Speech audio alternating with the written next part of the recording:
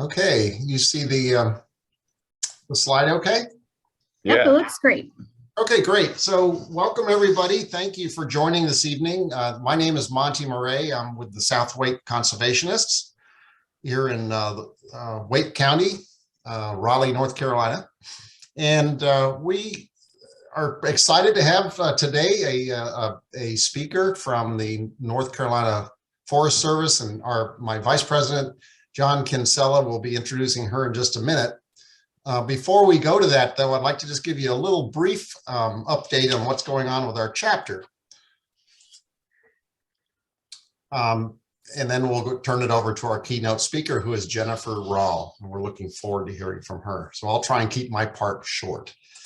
But in terms of what the chapter has been doing, we've got several areas that we're pretty focused on. One is Garden for Wildlife.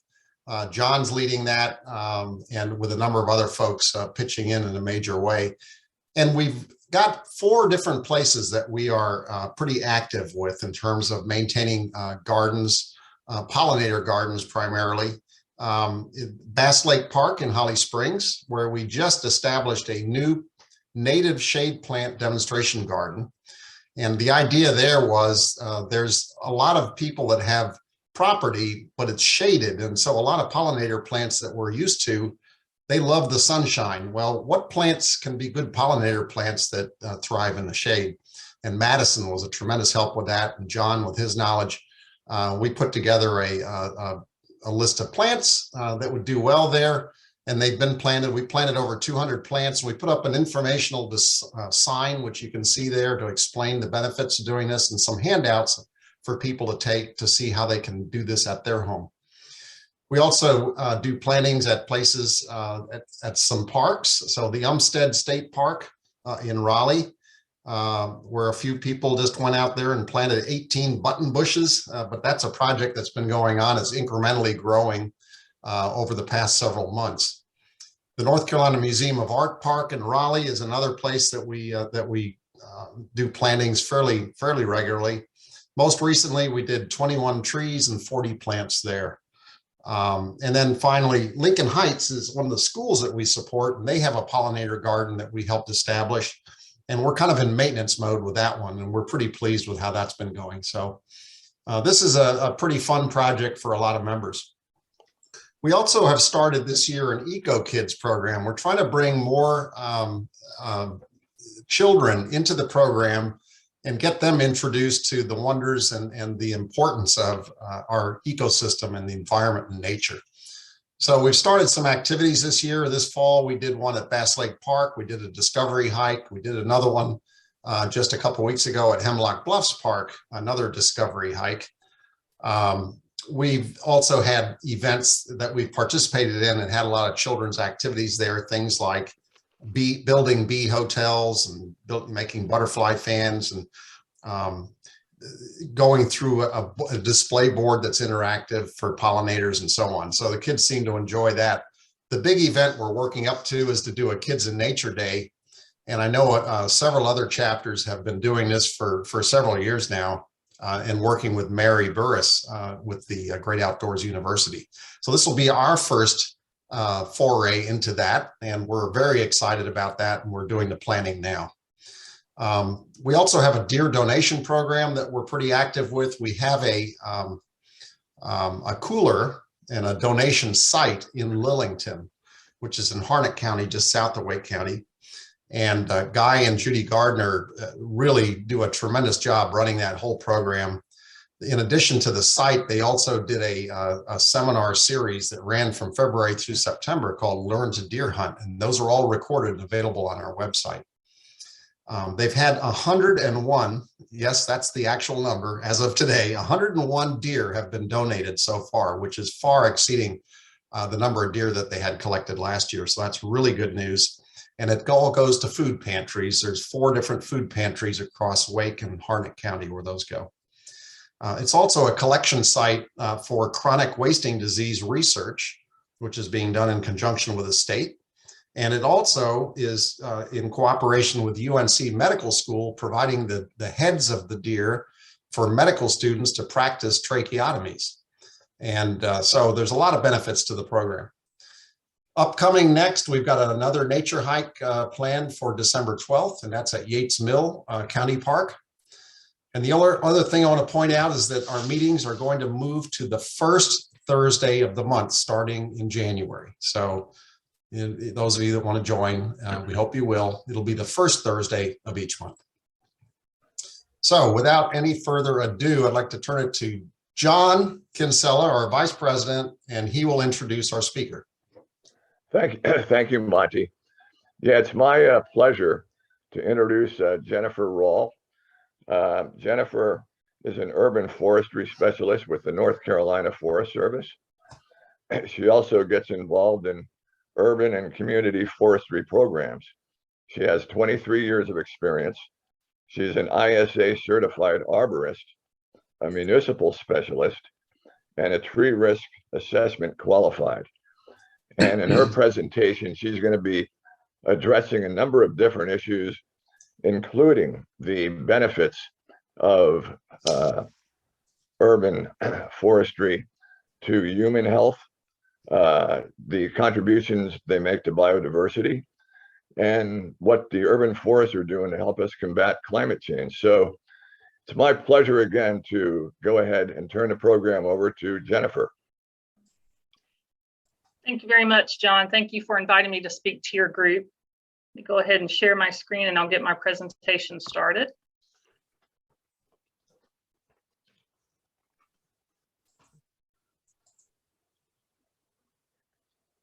Again, my name is Jennifer Rall, Urban Forestry Specialist with North Carolina Forest Service.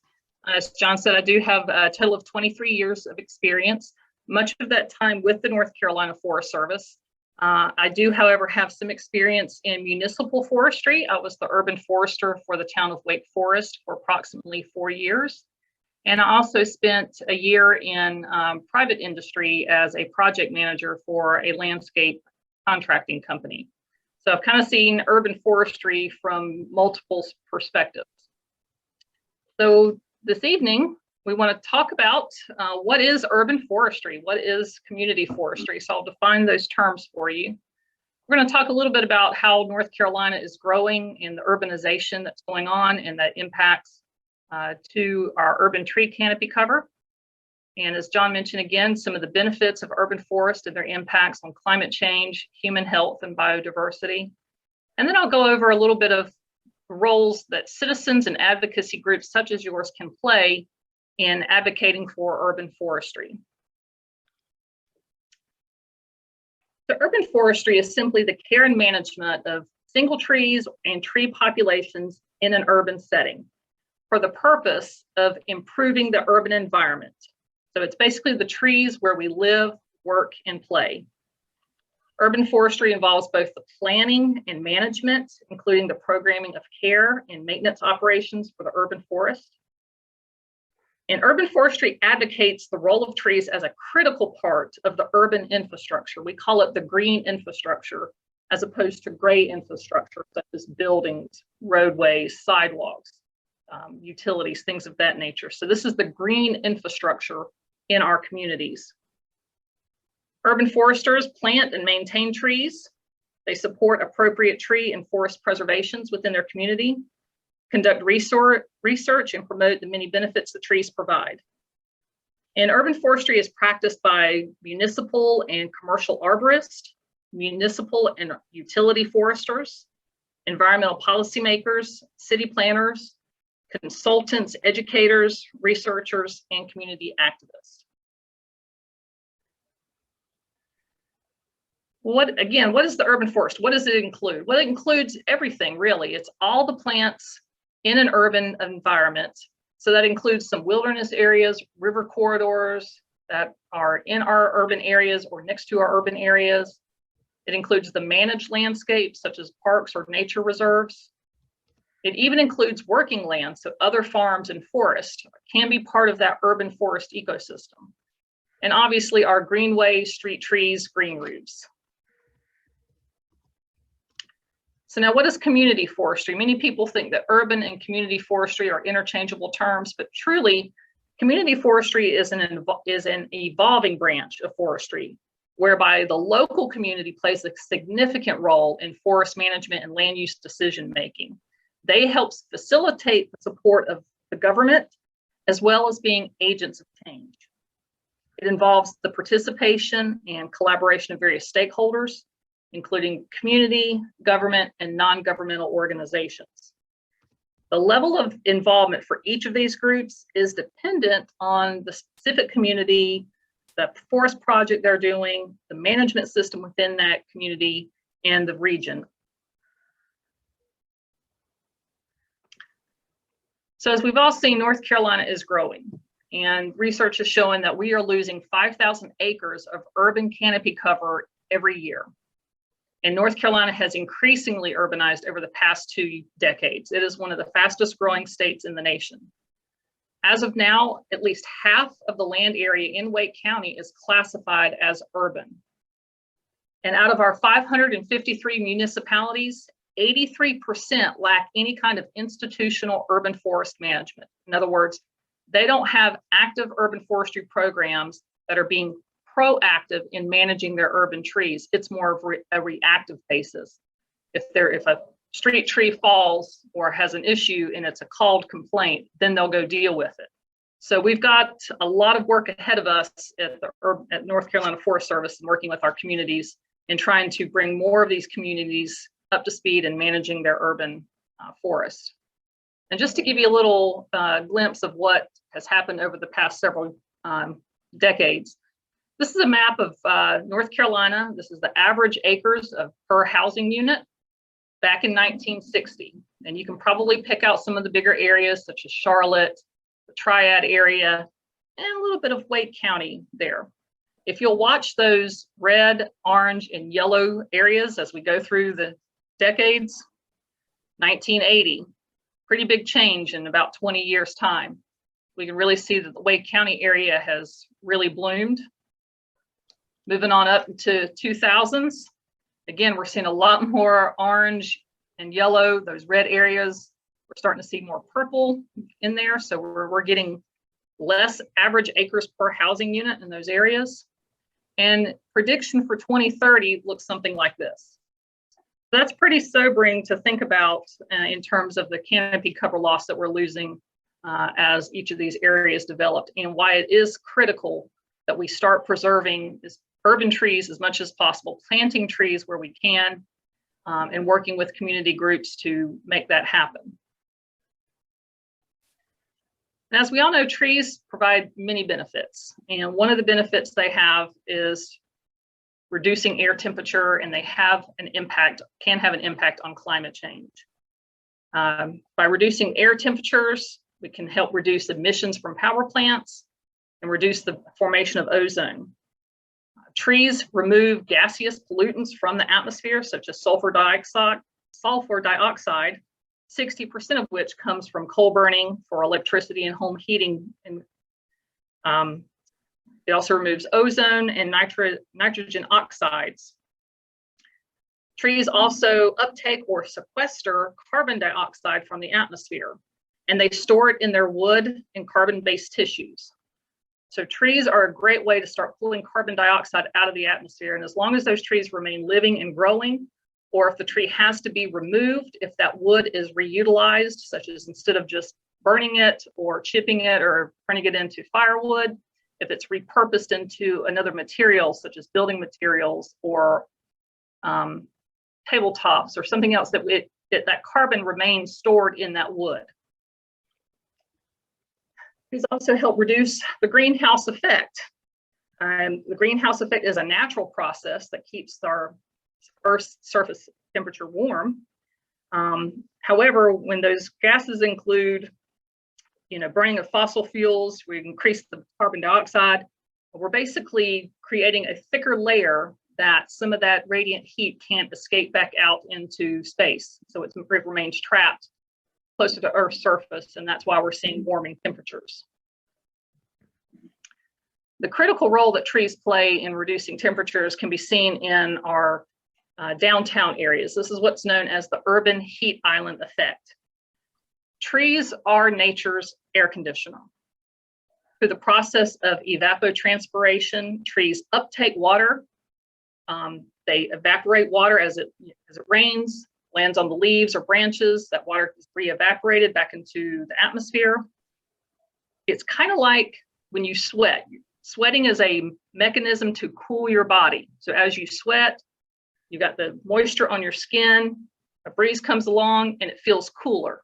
That's kind of what trees are doing as well.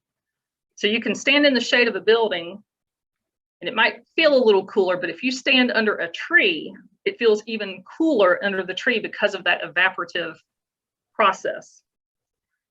Trees can help reduce surface temperatures by providing shade. Shaded surfaces may be 20 to 45 degrees Fahrenheit cooler than peak temperatures of unshaded materials. And why this is important is our gray infrastructure, the buildings, the concrete, the asphalt, even as the sun goes down and air temperatures start to cool, all of these materials hold heat for longer. Therefore, they're releasing it for a longer period of time overnight. That's why we tend to see this peak of heat, even in overnight temperatures, because that gray infrastructure is still releasing heat. Whereas in our rural and suburban areas, there's no more heat to be released. So those areas have cooled significantly. Evapotranspiration alone or in combination with shading can help reduce peak summer temperatures by 2 to 9 degrees Fahrenheit.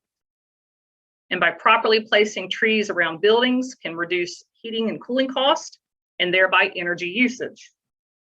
By placing deciduous trees on the south, west, and east sides of a building blocks the summer sun. And evergreen trees planted on the north side can block winter winds. And if you shade your AC unit while still ensuring enough airflow around it, you can also reduce energy use. And a lot more research is being done and going into the human health impacts from urban forest. Recent studies are showing that people in communities with abundant green space typically enjoy better health. People who use parks and open spaces are 3 times more likely to achieve recommended activity levels. And that's translating into about a $2,200 reduction in annual healthcare cost. Trees also can help reduce ADHD symptoms. Settings that have fascinating qualities attracts involuntary attention, which demands less mental effort. And children with ADD who played in a windowless indoor setting had significantly more severe symptoms than those who played in grassy or outdoor spaces. Trees can also help reduce stress. Being in a natural environment activates a positive affective response, which leads to reduction in heart rate and blood pressure. And trees also can help reduce recovery times. Patients with a view of nature recovered faster, used less pain medication, and had on average a 1-day shorter hospital stay. And if you can stay in the hospital 1 day shorter, you reduce your cost of care. And again, they're finding that it's the nature experiences are a positive distraction that helps a person refocus their attention. So by increasing their focus on other inputs, they can increase their pain threshold and tolerance, and that can lead to improved coping and healing strategies.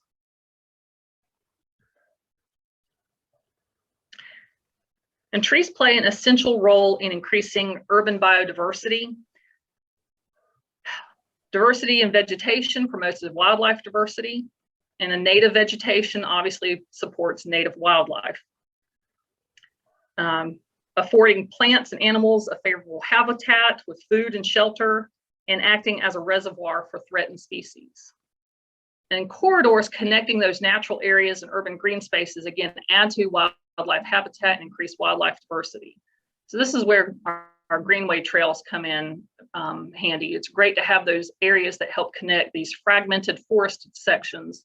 We've got so much development going on. If we can just connect these different pieces with some sort of greenway or buffer, some type of vegetated area where wildlife can have the opportunity to migrate from one location to another. And I think a lot of people, especially over the pandemic, being stuck at home, found a lot of people were enjoying backyard wildlife watching. So that increased in popularity. So people are now looking at ways to attract more wildlife to their yards. Again, urban trees, native plants go a long way in helping with that. So what is your role as a citizen or advocacy group? Well, one of the things you could do is plant, prune, and basically maintain trees. You sound like a very active group, doing a lot of planting projects. So by properly planting trees, maybe learning how to prune those trees so that they maintain good structure and form, and make sure they're mulched appropriately. No volcanoes, donuts, not volcanoes. You could also assist with inventorying trees, either inventorying trees that are existing or any issues that need to be addressed, such as pruning or maintenance or removal, monitoring them for health, or even helping to do an inventory of vacant planting spaces, places where trees could be planted, would be helpful to a community. Education and advocacy is another great thing to do. So many people don't know how to properly plant a tree, how to properly mulch a tree or prune it. If we could just get people to not over mulch their trees and not top their trees, we would go a long way. So that's where education really comes in key. Again, invasive species detection, and that's both plant and insect or animal, reporting that to the appropriate authorities, and monitoring or even eradication, especially if it's plant related.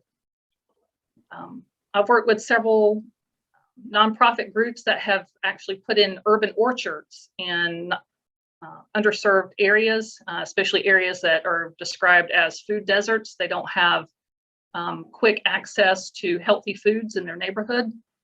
So they've actually planted apple and fig trees and some other fruit-bearing trees in those neighborhoods, and help support those groups with maintaining those trees. Another thing you could do is host or support or participate in a municipality's Arbor Day celebration and spread the word that way. And then networking with other advocacy groups and working together towards common goals. A lot is recently being done to address what's known as environmental justice or environmental inequities. We're finding that a lot of neighborhoods, especially of poor neighborhoods, tend to lack tree cover. And there's a big push to address that disparity. However, you've got to be cautious. This can't be, we're riding in on our white horse, we're going to plant some trees and turn around and leave. That is not going to work. So you have to understand the barriers that those residents, that community has to a potential tree planting project. And those barriers could be language, it could be apathy, fear of change. There might be some negative perceptions or bad history, bad blood. You're seen as an outsider. So you need to you understand what those potential barriers are. So you need to establish what is your purpose, what is the goal. You need to know who lives there, familiarize yourself with that community, and be sure that the community has decision-making input into whatever project is. You want to be able to identify those problems or barriers and possible solutions. And who do you know, or who do you need to get to know within that community, and address the stakeholders and get them involved. But it's also, what is the level of desired involvement? How involved is the community willing to get? You need to look for those leaders or allies within the community and work with them and allow them to be the ones going door to door and getting their neighbors involved. Working with Tree Charlotte in a project in a mixed diversity neighborhood. It was a former mill village. They've got a lot of trees, and most of the trees are on private property, but they're older trees. They're in need of pruning and potentially pose a hazard to the residents. And again, this being a lower income neighborhood, those residents don't have the funds to hire a tree company to come out and do proper pruning and proper maintenance for their trees.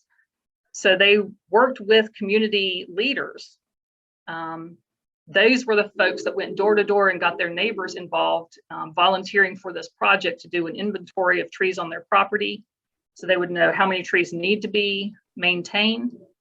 And Tree Charlotte is looking for funding, and I think they've secured some to actually do a cost share program and pay for some of the tree work that needs to be done to make those trees a little safer for the residents and eliminate issues such as dead branches or trees that may fail and create a hazard for the community.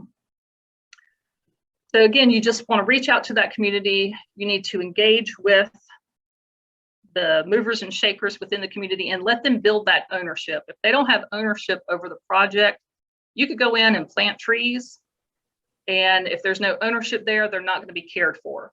So the trees will fail and they'll die. They also need to know the information, how they can care for that tree, what things they can do that would be low cost, simply keeping it watered. They can be taught to properly prune or properly mulch, and some of that stuff can be done while the tree is still young. Proper pruning while the tree is young builds strong structure for the future, and less need for expensive pruning in the future as the tree gets older.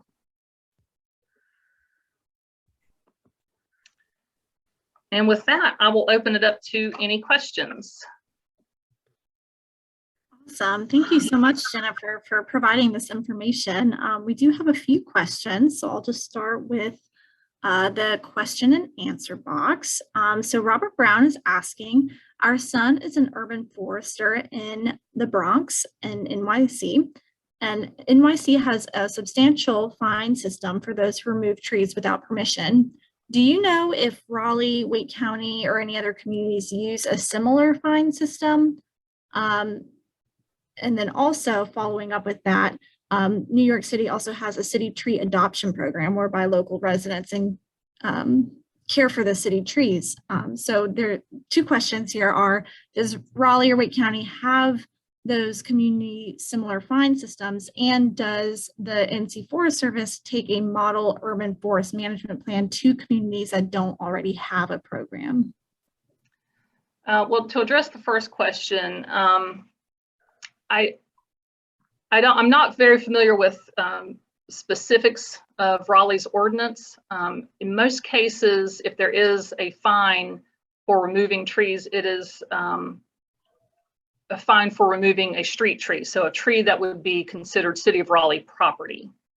North Carolina does not have very many communities that have very restrictive tree ordinances that impact private property unless it is development. So in other words, if you own a property and you wanted to remove a tree in your front yard, and as long as it wasn't a street tree, there's no ordinance that would prevent you from doing so, or if you did, you would be fined for it. So most of the time it is related to trees that are within the public right-of-way. So if you removed a tree without City of Raleigh permission or a permit, then you could be fined for that. On the development side, if developers do not follow their plan, do not follow the ordinance for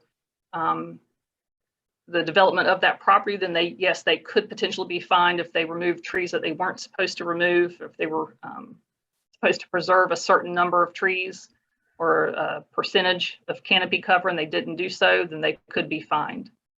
I think the second question was about a management plan.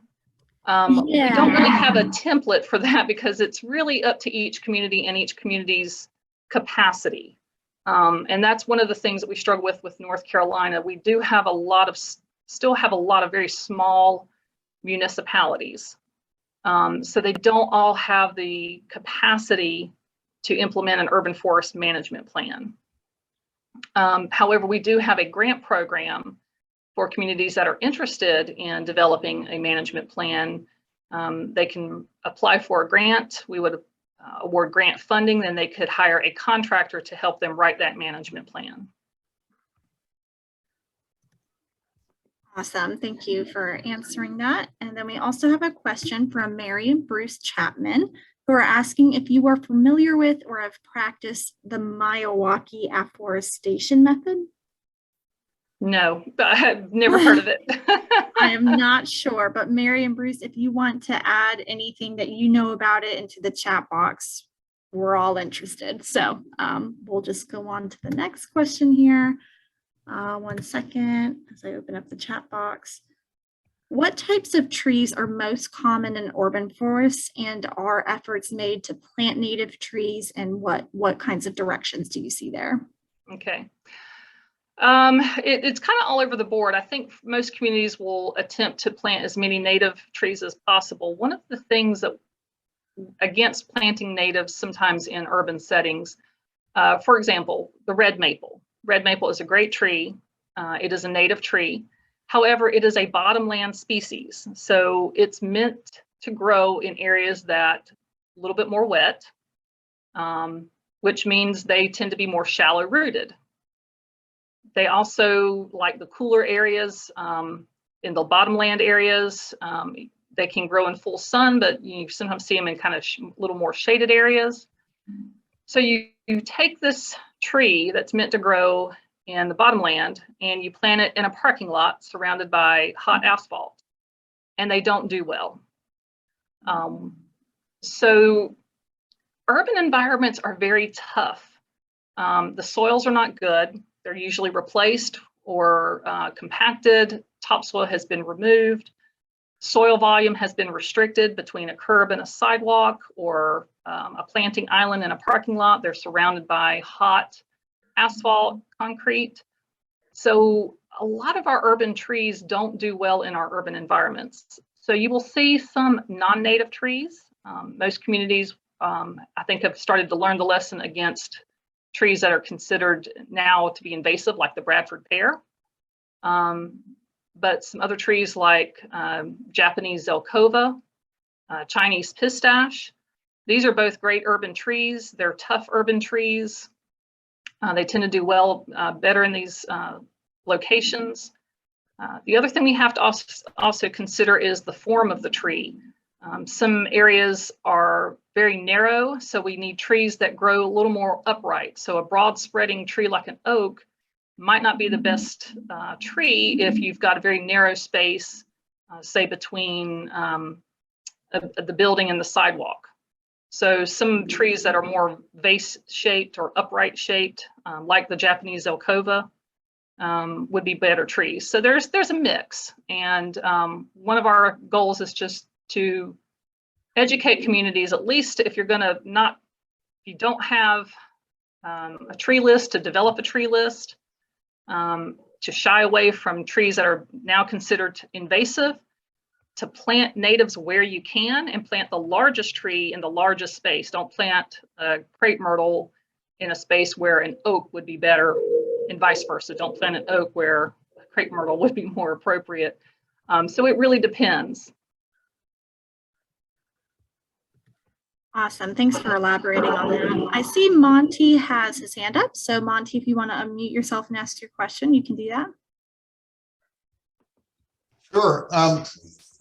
Yeah, I just wanted to ask, one of my pet peeves is driving by power lines and seeing developers plant rows of trees underneath them. And then in a few years, they're coming along and I guess the power company is chopping them off at the top, yeah, which is, some form of mutilation, I would say. Yeah. And it's so predictable. And I'm wondering, do the power, like if a power company has an easement on the property, then do they have control over what gets planted underneath it? And then second of all, do you work with the utilities to influence them to, to take control of these kinds of situations? That's kind of a tricky one, because oftentimes there should be an ordinance in place, and it may depend on the municipality. Some of the larger municipalities do have ordinances in place that lets a developer know you cannot plant large maturing trees under or near or within so many feet of an overhead power line. So, Raleigh, Wake Forest, Cary, lot of those communities have those types of ordinances. So if it's caught on the landscape plan, that's where it needs to start. It needs to start before the development happens. When that plan comes into the review process, someone looks at it and has to know that that's an oak that the developer or that the landscape architect has designated for that spot, and there's an overhead power line, and they need to make the comment back that you can't plant that there. Other times it's a homeowner that gets this nice little tree in a pot, and it's cute and it's small, and then they plant it under the power line. And oftentimes in those cases, they don't get permission from anybody. And the power company has a federal authority and responsibility to maintain their lines. So they will clear the lines as they have to maintain power. And they don't want those trees there either. They would prefer that they get planted more appropriately. So that's an education piece. That is where groups like yours can educate residents. If you're going to plant an oak, you need to make sure that it's, 30, 40, 50 feet away from a power line, or if that only place you have the plant is under the power line, then it needs to be a small maturing tree, dogwood, redbud, a small variety crepe myrtle, not the 50-foot crepe myrtles. So yeah, it's an education piece all around, but we do work, Duke Energy, I should say, is one of our collaborators. And the North Carolina Urban Forest Council, they actually produced a booklet on trees and utilities and tried to provide a list of appropriate trees to be planted under or near power lines. And it's available on the North Carolina Urban Forest Council's website for folks to download or request. Okay, thank you. Awesome. We have a question here from John asking, do you work with developers to ensure that proper trees are planted? It sounds like you kind of went over that, but not sure if you work directly with developers. We don't work directly with the developers. We work with the municipality and trying to help them develop their ordinances and any specifications or standards that they would then share with their developers, or that would be part of the requirements the developers would have to meet in order to develop in that community. So we don't work directly with the developers. We work more with the community. Awesome. And then John has a follow-up question. Does Trees Across Raleigh still exist? And John, I don't know if you want to elaborate a little bit more on that. I don't think they do. I don't think they do, no.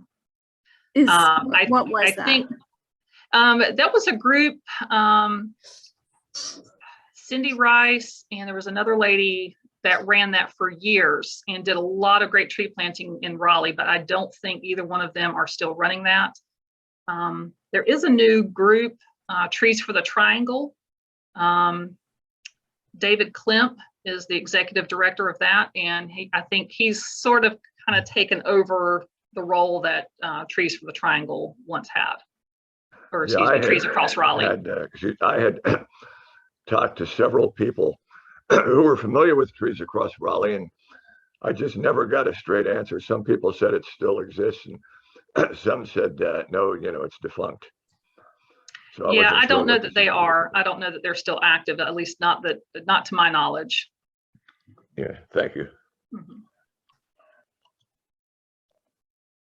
Awesome. And then Mary and Bruce followed up, elaborating on that technique. The Miyawaki technique was pioneered by a Japanese botanist that helps build dense native forests. The approach is supposed to ensure that plant growth is 10 times faster and the resulting plantation is 30 times denser than usual. It involves planting dozens of native species in the same area and becomes maintenance free after the first 3 years. So I don't know if you have heard of that before or how that might apply to urban forestry, but it sounds like an interesting technique for sure. Yeah. Fred, I don't know anything about it. Sorry. Awesome. No, yeah, I've got to research it more. It sounds very fascinating. Dennis is asking, is the landscape plan reviewed and approved before the municipality decides on the viability of the home or townhome development? And the former Wake Forest County Club is being debated now. So I don't know if you could speak a little bit to that. Well, again, it depends on the municipality and the size of the municipality and their capacity. Most municipalities will have at least someone on their staff that serves as the planner, so they are reviewing the plans. However, they're not tree people. So unless it's a large community like Raleigh, like Cary, like Wake Forest that has an urban forestry staff or urban forester on staff, and that person is also helping review plans and can make those comments about that's not the appropriate tree for that location. That's why we see, I think, a lot of issues like oaks being planted under power lines is because the planner is not an urban forester, doesn't know about trees. They're just required. They knew that their plan is supposed to have so many trees per feet along the street. And as long as those trees are there, that's all they're counting. When I worked for Wake Forest, one of my roles was to inspect the landscape after it got installed. So I could catch any issues at that point as well and sign off on it. But again, it really is dependent on the municipality, the size of that municipality, how many staff they have, what their capacity is to do the plan review and the inspection.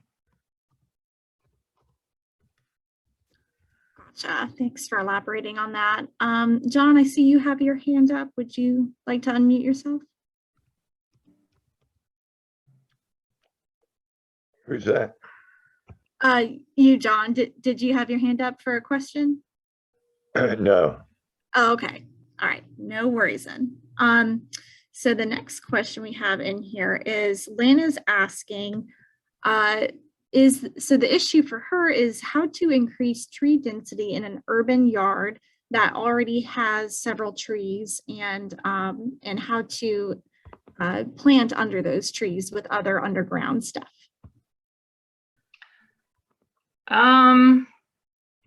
Again, without seeing the site, if you're looking for understory trees, it depends on the species you've already got. If you've got large maturing species such as oaks, and you want to underplant, then you need to look for trees, lower canopy trees, dogwoods, persimmon, red buds, things of that nature, something that's going to be a little bit more shade tolerant. So you need something that's going to be shade tolerant, that's not going to get as tall, that's not going to grow up into the canopy of the other trees and compete canopy wise. Native shrubs, again, are another great choice. Looking for those that can, take some shade. If you've already got, shaded areas in your yard. The key is making sure that each tree and plant has enough soil volume to maintain themselves. One of the reasons why we ask that, reduce the lawn around the tree is the grass roots take up water before it gets deep enough down to the tree roots.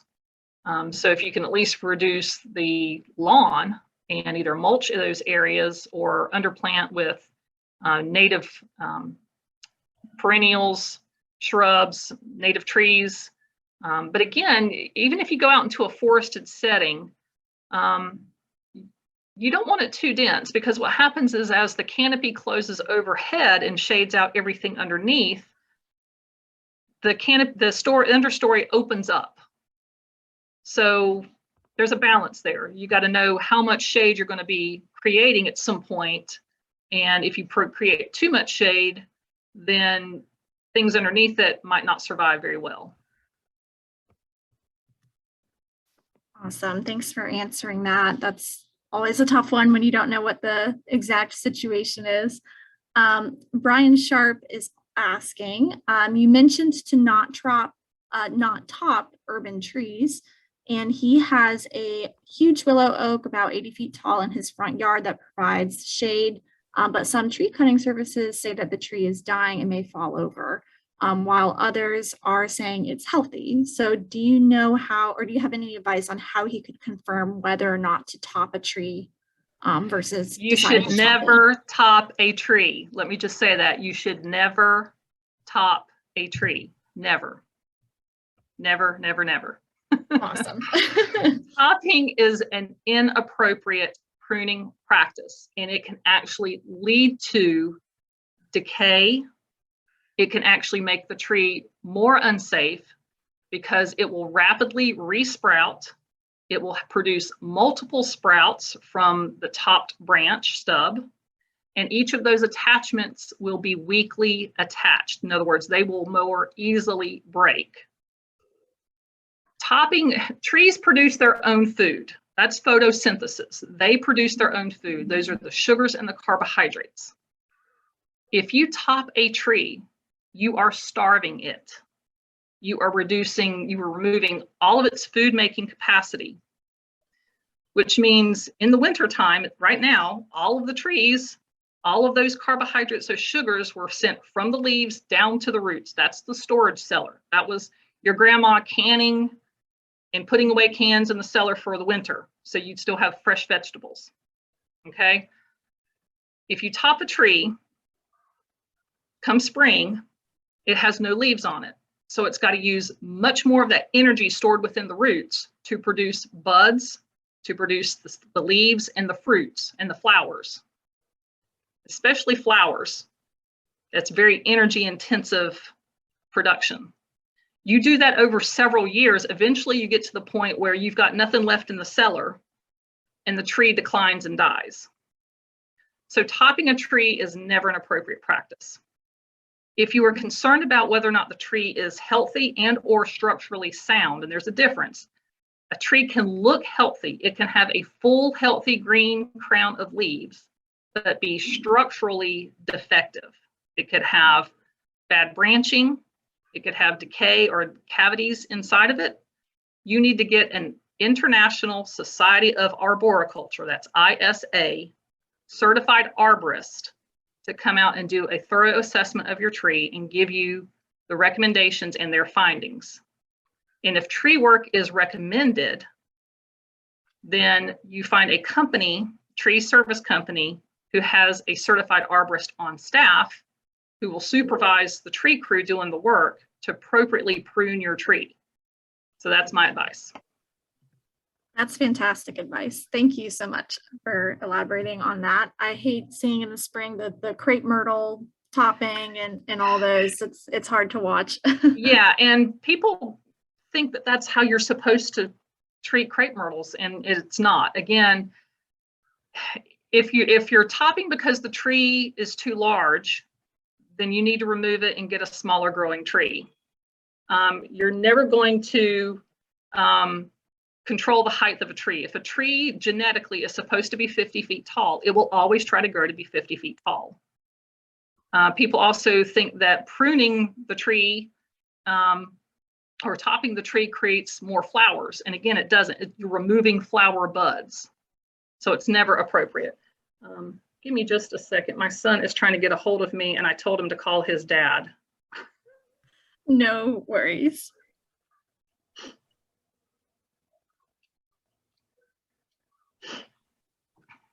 Sorry.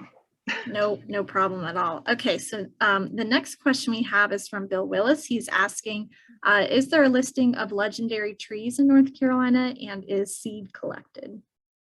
We don't have a listing of legendary trees. The closest thing I have is the North Carolina Champion Tree Program. It is a listing or database of the largest trees of their species, and that is on our website, northcarolinaforestservice.gov, ncforestservice.gov. If you go to the urban forestry page and click on Champion Tree Program, you can see a list of all the native and naturalized trees in North Carolina. But we don't do seed collection from those. A lot of those are on private property. Our nursery in Goldsboro does do a lot of seed collection for their production of seedlings for the nursery for sale.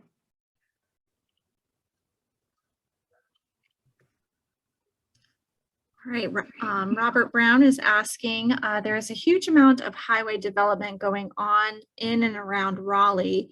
In every situation, all the trees between the intersections have been removed. Do you know if they will be replaced, or does that fall into a different department? That would be DOT.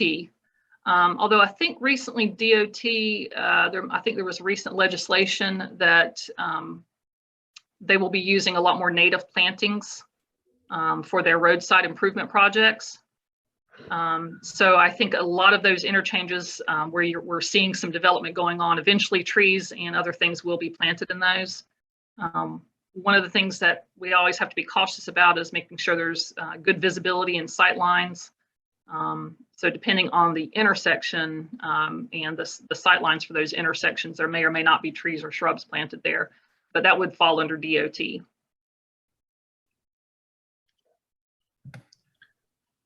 Awesome. And then John is asking, did the recently passed infrastructure bill include any funding for tree planting, to your knowledge?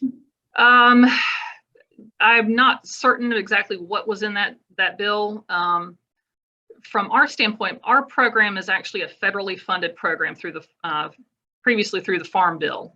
And I believe our program will be getting some more funding, but that will just go to our initiatives, statewide initiatives like our grant program, our sub-grant program. I know they had, believe they had funding for wildlife corridors and possibly some other, conservation, related topics. And I was just wondering, trees really should be considered, like natural infrastructure. Yes. And it'd be nice if, they had some funding in there for that. Yeah. All right, and I see Monty, you've got your hand up, so feel free to unmute yourself if you'd like. Yeah, it's me again. I do have another question for you, Jennifer. Having been in New York City and Washington, D.C. and, these, ultra urban environments, you walk down the sidewalk and they've got these trees, but they have a metal grate that goes around the tree and it's surrounded by concrete. And the grate is maybe, 4 or 5 feet square. And I always wondered, is that adequate to keep a tree healthy, to just have that amount of exposure to water? And not for the long term, but there are new technologies being used now in developing sidewalks and tree pits. Standard tree pits are 4x4 or 5x5 boxes, basically, and that really is not enough soil volume for a tree to live to its full maturity. So you'll see trees that can get 40, 50 years old and then maybe start to decline and then are replaced. But there are some new technologies, things such as silva cells, which are best described as like really tough milk crates. If you can imagine what a milk crate looks like, it's basically a sturdy plastic type structure that is put under a proposed sidewalk area and is backfilled with soil. So it provides two things. It provides the necessary soil volume so roots can actually grow through these openings in these silva cells into the soil, but it also provides the structural support that the sidewalk needs so that the rooting space is expanded and we still have the stability we need to put sidewalk over that. A new focus is also turning those pits into stormwater management devices. So in Durham, actually, they've got a street where the curb cut where the stormwater would drain actually goes into a tree pit. So it waters the tree, it filters the water, and it's serving two purposes. It's helping to reduce the stormwater, clean up the stormwater, and keeping the tree watered as well. sounds good. So Durham's doing that, or any other cities in North Carolina doing that? I think Wilmington, there was a pilot project in Wilmington several years ago with NC State looking at the stormwater management, using trees to assist with the stormwater management. So I don't know of any others off the top of my head that are doing that, but there's probably others that are. I know City of Raleigh has used various techniques to increase the soil volume and rooting space under the sidewalk for trees. So while it doesn't look like it from the surface, underneath there is actually rooting space.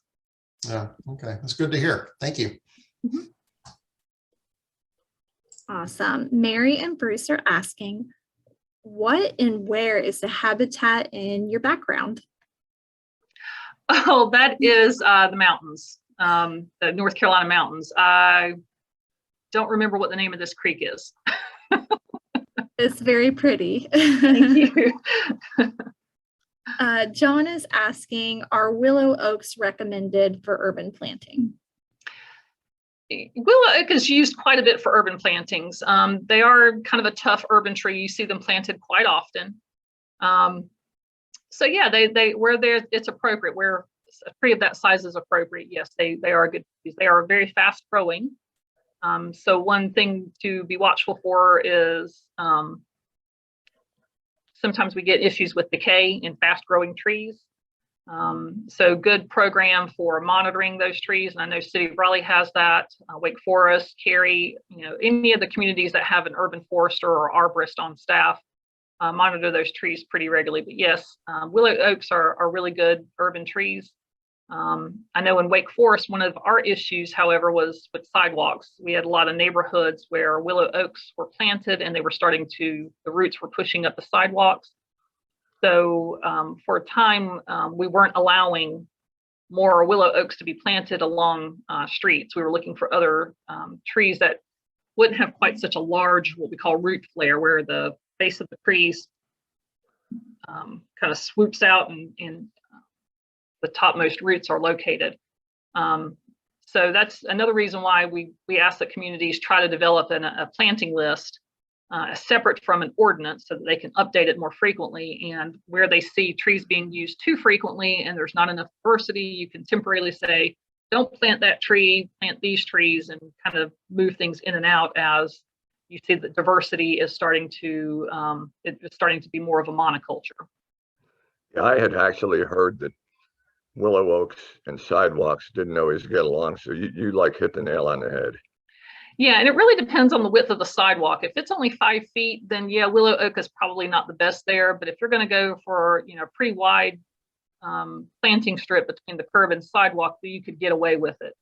But I had heard that there was a guy, an entrepreneur up in Washington, D.C., who they planted willow oaks and they replaced the concrete sidewalks with sidewalks made out of recycled tires.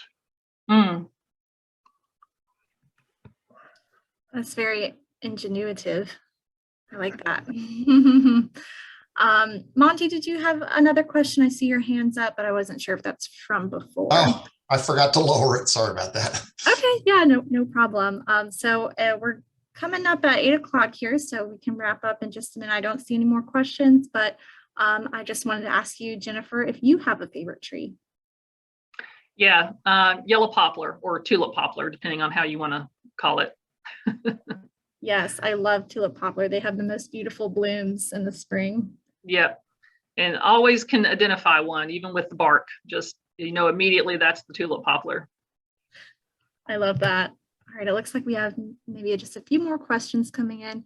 Are live oaks shapely enough for landscaping?